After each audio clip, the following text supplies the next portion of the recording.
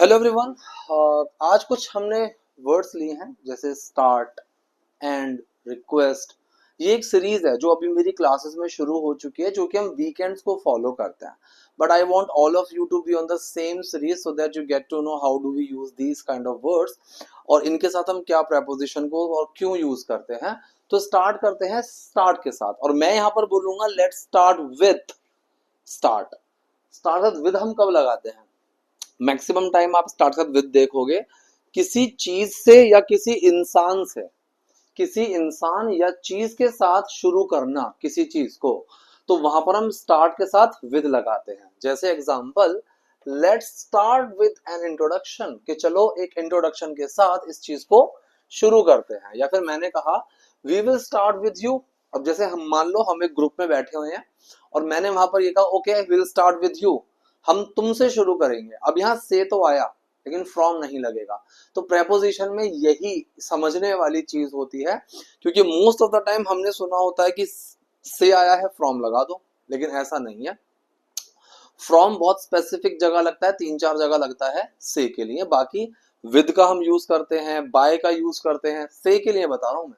तो प्रेपोजिशन को समझना बहुत इंपॉर्टेंट है। तो अगर किसी चीज या इंसान के साथ कोई चीज शुरू करनी है तो हम वहां पर विद का यूज करेंगे। ठीक है।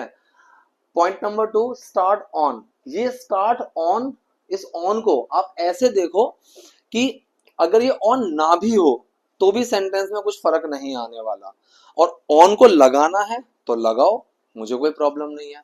फॉर एग्जाम्पल, मैंने कहा कि व्हेन बिगिनिंग अ टास्क और एक्टिविटी, जब हम किसी एक नए टास्क को या फिर किसी एक नई एक्टिविटी को शुरू करने वाले होते हैं तो हम स्टार्ट के साथ ऑन लगाते हैं। जैसे मैंने लिखा I will start on the new project tomorrow. अगर मान लो मैं इस ऑन को ना लिखूं, अरे ये क्या हुआ, इट्स मैजिक। अगर मान लो मैं इस ऑन को ना भी लिखूं, मैं कहूं कि I will start the project tomorrow, और अगर मैं कहूं कि I will start on the project tomorrow, दोनों में कोई खासा डिफरेंस आया? आई डोंट थिंक कि आया होगा, नहीं आया। तो सेंटेंस बिल्कुल सेम रहेगा, I start on the project tomorrow या फिर स्टार्ट द प्रोजेक्ट टुमारो। कई जगह ये ऑन आपको मिलेगा स्टार्ट के साथ, it doesn't make any difference कि अगर सेंटेंस ये होता कि I will start this project tomorrow. Same second example, he has started on his new project या फिर he has started his new project. So this on is not going to make any specific difference, but it can be used just as a prepositional part, और आप उसको आराम से बना सकते हो। Point number 3, start at. So wherever you see at, जब भी आप एट को देखोगे तो just make this kind of idea, this at is going to either show you some kind of point in time और place. So ये जो eight है, या तो ये आपको कोई टाइम दिखाएगा या फिर कोई जगह, कोई प्लेस दिखाएगा।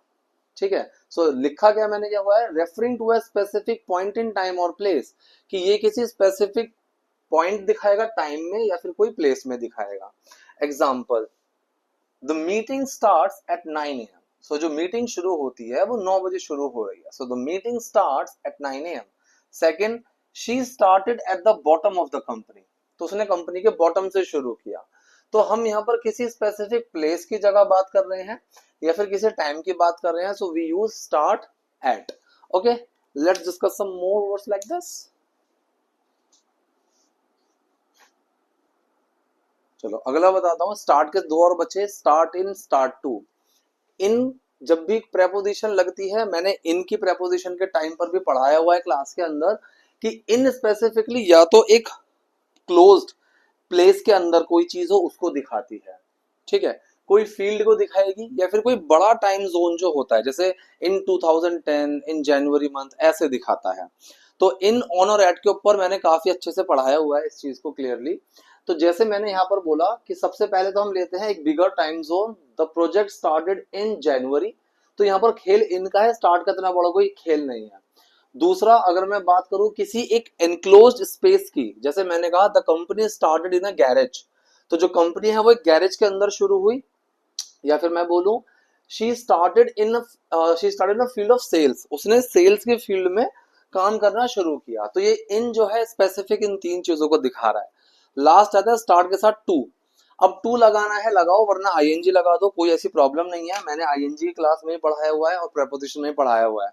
ठीक है। इट स्टार्टेड टू रेन, बारिश होनी शुरू हो गई किसी एक्शन का, मतलब कोई चीज करना शुरू हो गया, कोई चीज करना चालू हो गया, जब ऐसा सेंस आता है, चालू कर देता है, चालू कर देगा, रोने लगेगा, रोने लगता है, तो स्टार्ट, स्टार्ट के साथ तो टू लगा दो। जैसे मैं कहूँ कि वो रोने लगता है, ही स्टार्ट्स टू क्राई, वो चिल्लाने लगता है, ही स्टार्ट्स टू शाउट, या फिर आप आईएनजी लगा दो, he start shouting, he started shouting, he started crying.